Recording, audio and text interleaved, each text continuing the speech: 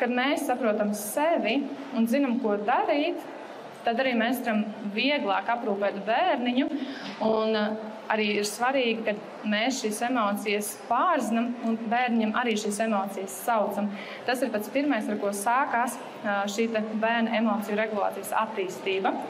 Pirmais gads ir ļoti svarīgs tajā, kā mēs emocijas regulējam bērniņam, jo tas noteiks to, kāda būs emocija regulācija bērniņam, kad viņam būs 2 gadi, tātad 2-gadnieku krīze.